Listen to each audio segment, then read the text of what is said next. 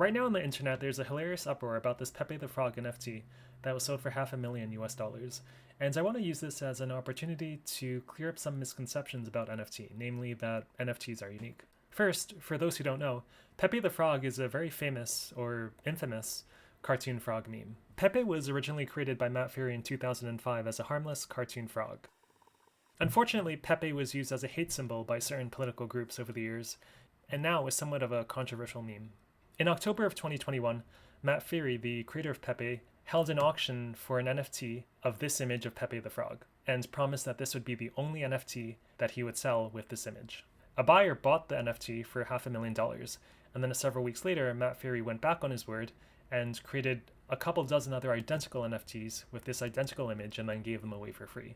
Now obviously the seller got pissed and is suing Matt Furie for breaching the contract because Matt Furie created a bunch of identical NFTs when Matt had promised that he wouldn't. Now let's think about this from the perspective of the buyer. Before buying an NFT, you should have a solid understanding of how NFTs work.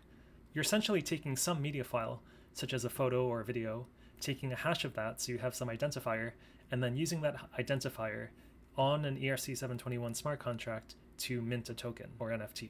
The same smart contract can reference the same artwork multiple times on different tokens, or you could have separate smart contracts also creating NFTs that all reference the same artwork. There's absolutely nothing that says that an artwork can only be used a single time for an NFT.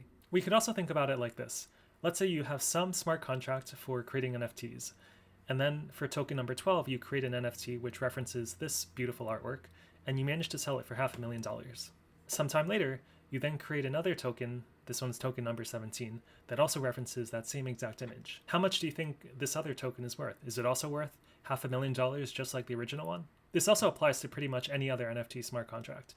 If someone is selling an NFT for a high price and justifies it by saying that this is the only NFT of this kind that will ever be created, you have to realize that there's absolutely nothing that is preventing that person from creating identical NFTs just like the original. The existence and management of these NFTs in this smart contract are governed just by the code in the smart contract, and once that smart contract is deployed on the blockchain, then no one can take it down. We can also think about this in the context of limited edition items.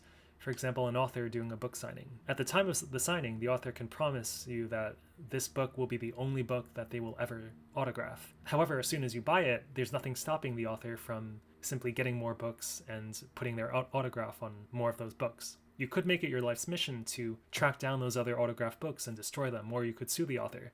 But it's highly unlikely that you can really get rid of all the other copies. You might take pride in knowing that your signed book was really the first one, and all the others are simply ripoffs or copies. But in all likelihood, those copies will still be out there for eternity. Every time you buy an NFT, you have to consider the fact that there's nothing stopping that creator from minting more NFTs identical to the one that you just bought. If you think that might upset you, then you may want to rethink how much you're willing to pay for that NFT.